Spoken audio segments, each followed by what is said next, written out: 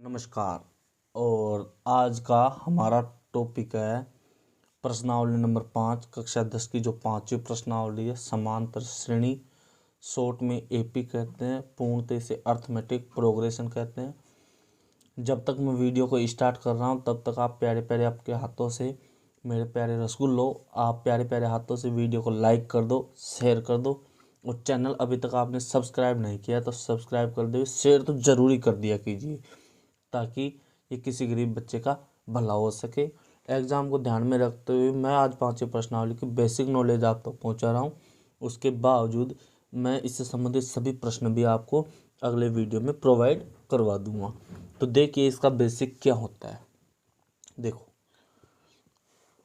सबसे पहली और इम्पोर्टेंट लाइन, ठीक है, सबसे पहली और इम्पोर्टेंट चीज़ मुझे इसमें पढ़नी है। क्या पढ़नी है कि जो होती है ना, यदि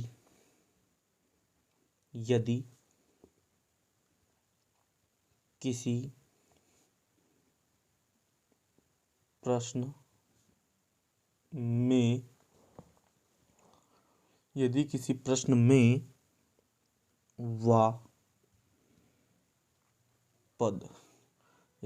वा पद लिखा हुआ मिल जाए,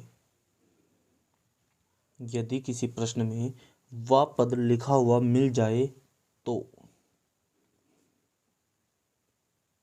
दिया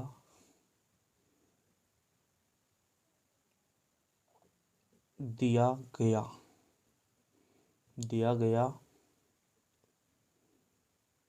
गणितीय मान n का होता है।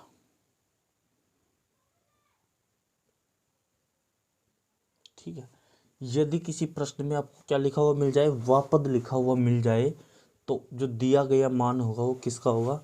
गणित का होगा। जैसे मैं आपको एक प्रश्न लिख दूं इसमें, जैसे 3, 5, 7, 9 और dot dot dot dot dot dot dot dot का 11वां पद कितना होगा। देखो, मैंने अभी आपको ऊपर लिखा है ना कि क्या लिखा हुआ मिल जाए, वापद, तो हमको इसमें मिल रहा है ना, क्या लिखा हुआ मिल रहा है, वापद लिखा हुआ मिल रहा है ना भाई। वापद कितना होगा, तो इससे पहले एक गणित का मान दिया जाएगा, आपको गणित का मान दिया जाएगा। इसमें कितना देर का मुझे 11, तो इसमें n का मान है जो कितना है, 11 है। ठीक है, ये चीज़ पहले समझ में आ गई। जैसे आपको एक और उदाहरण मैं दे के बता देता हूँ। जैसे 11 फिर 9 7 और dot dot dot dot dot का 19वां पद कितना, 19वां पद कितना होगा। ठीक है, अब इसमें भी आपको क्या लिखा हुआ मिल रहा है, वापद लिखा हुआ मिल रहा है ना। यानी इससे पहले आपको संख्या कितनी दी गई है, 19, यानी n की वैल्यू होगी इसमें कितनी होगी, 19 होगी। पहली चीज़ समझ में आ गई। ठीक है, दूसरी चीज़ इम्पोर्टेंट लाइन 2, रोल नंबर 2 है इसका वैसे। यदि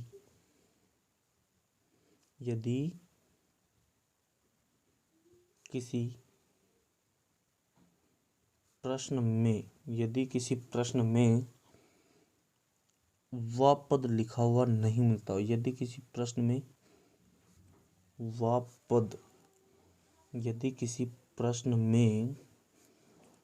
पद लिखा हुआ नहीं मिलता है, लिखा हुआ नहीं मिलता है तो गणितीय मान an का होता है। यदि किसी प्रश्न में n वह पद लिखा हुआ नहीं मिलता है तो गणितीय मान किसका होगा? an का। जैसे मैं आपको प्रश्न लिख देता हूँ एक, जैसे एग्जाम्पल के तौर पर, जैसे 5, 8, 11 ... का कौन सा पद का 5, 8, 11 का कौन सा पद, जैसे कौन सा पद, देखिए 5, 8, 11 ... का कौन सा पद, का कौन सा पद 30 होगा। अगर होगा तो आ जाएगा, अगर नहीं होगा तो नहीं आएगा। अब इसमें आपको वह पद लिखा हुआ नहीं मिल रहा है तो ये मान किसका होगा? an का। किसका होगा ये? an का होगा 30। किसका होगा ये? an का मान होगा। इसके बाद हम 2 फॉर्मूले भी पढ़ते हैं। देखिए 2 फॉर्मूले पढ़ने हैं ना।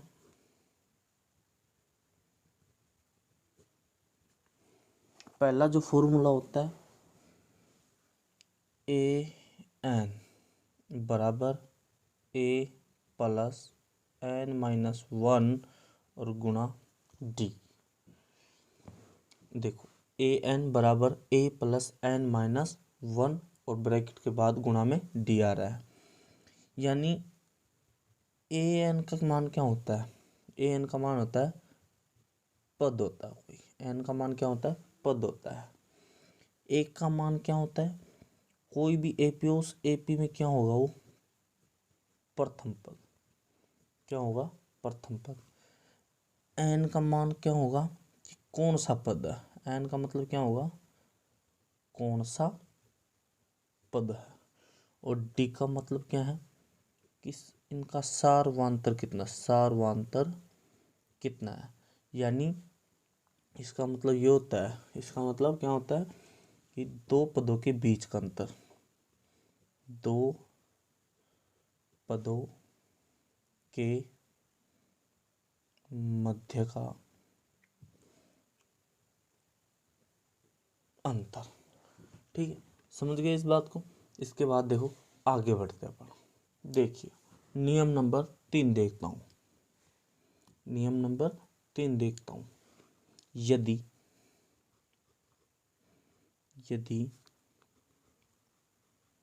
किसी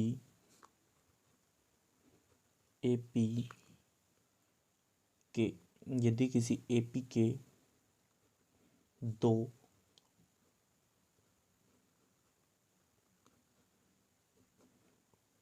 क्रमागत, यदि किसी एपी के 2 क्रमागत पदों का अंतर एक समान नहीं आता है। यदि किसी एपी के 2 क्रमागत पदों का अंतर एक समान नहीं आता है तो वह श्रेणी समांतर श्रेणी नहीं होगी। आगे बात समझ में। अब देखो मैं इसे उदाहरण के तौर पर और समझ लेता हूँ कि कैसे पता चलेगा हमको। जैसे मान लो पहला उदाहरण देता हूँ इसमें, उदाहरण नंबर फर्स्ट की एपी है या नहीं है। 2,3,5,7,9 dot dot dot dot dot AP है या नहीं, एपी है या नहीं।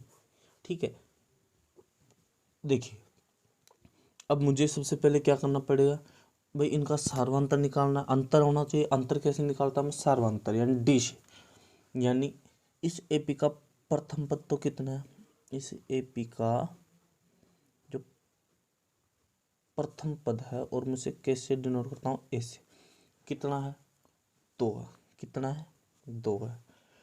अब मैं इसको क्या करूँगा, और द्वितीय पद कितना अपना, द्वितीय पद यानी दूसरा पद, और मैं इसे डिनोट करता हूँ A2 से, कितना है 3 है। अब जो अपना सार्वंतर निकालते हैं, क्या निकालते हैं,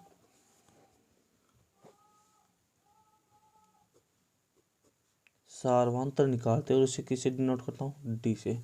इसका जो फॉर्मूला होता है क्या होता है, दूसरा पद माइनस पहला पद, दूसरा पद माइनस पहला पद, यानी दूसरा पद मेरा कितना है 3 है, और पहला पद कितना है 2 है, यानी 3 में से 2 गए, कितना बच रहा है 1 बच रहा है।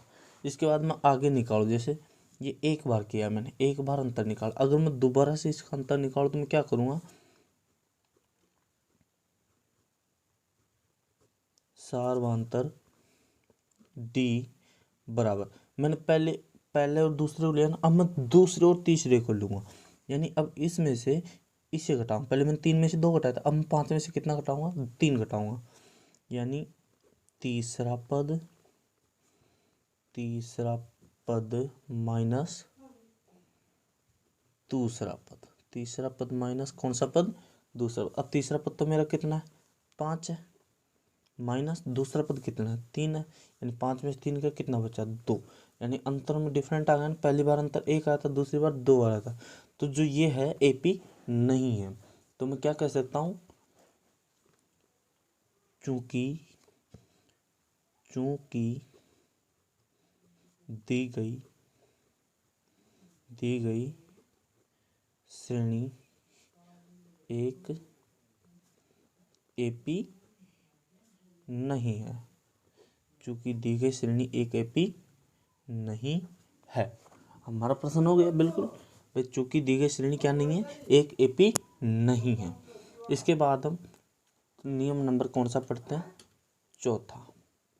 इसके बाद कौन सा नियम पढ़ते हैं हम, चौथा नियम पढ़ते हैं। चौथा नियम पढ़ेंगे ना, चौथा नियम ये होता है, रूल नंबर 4, कि एक एपी की सत्यता, एक एपी की सत्यता का पता, एक एपी की सत्यता का पता सार्वंतर, यहीं पे लिख देता हूँ डी ब्रैकेट में, सार्वंतर डी के बिना नहीं लगाया जा सकता है। कोई भी एपी हो, उस एपी की जो सत्यता है, उस सत्यता का पता मैं किससे लगा सकता हूँ, सार्वंतर से, और सार्वंतर नहीं निकाल पाता हूँ तो क्या होगी, वो एपी नहीं होगी। ठीक है, अब देखो, जैसे मैं आपको एक प्रश्न करवाता हूँ, प्रश्न लिखता हूँ, उस प्रश्न का सॉल्यूशन मैं दूंगा आगे। देखो, देखिए आपके सामने प्रश्न है, लिखा हुआ है, क्योंकि वीडियो पॉज करके मैंने प्रश्न लिखा है, क्योंकि अगर चालू में प्रश्न लिखता हूँ तो वीडियो थोड़ा लंबा खींच जाता है। आपका प्रश्न है कि एक एपी 5, 8, 11 डॉट डॉट डॉट इसी क्रम में आगे बढ़ती है, क्या यह एक एपी है या नहीं। तो अब इस एपी के लिए मुझे सबसे पहले क्या ज्ञात करना पड़ेगा, एपी की सत्यता के लिए मुझे किसकी जरूरत पड़ती है, सार्वधांतर की। भाई इनका अगर अंतर समान आता है तो ये एपी होगी, अन्यथा नहीं होगी। तो देखो अब इसे एग्जाम की दृष्टि से कैसे करना है, पहले आप सबसे पहले क्या कीजिए, हल।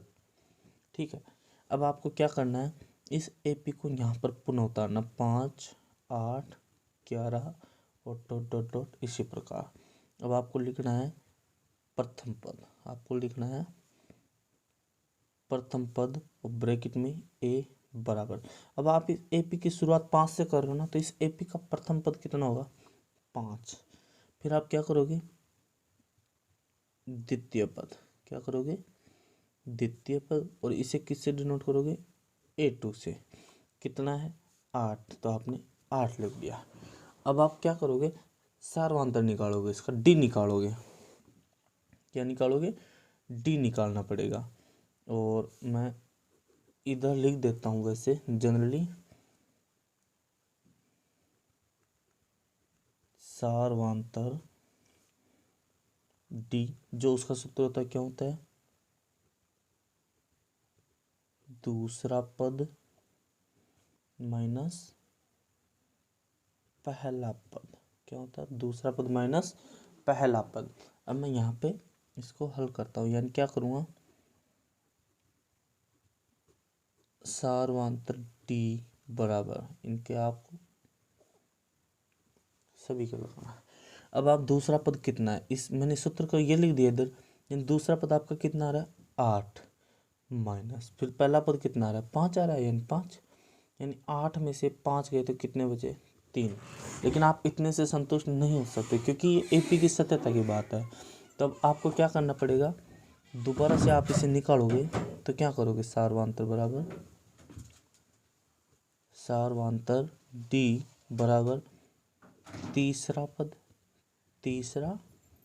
पद माइनस, अब दूसरा पद घटाओगे, तीसरा पद माइनस दूसरा पद।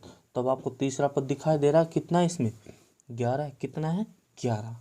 तो 11 माइनस दूसरा पद कितना दिखाई दे रहा, 8, यानी सॉरी 11 लिखना है,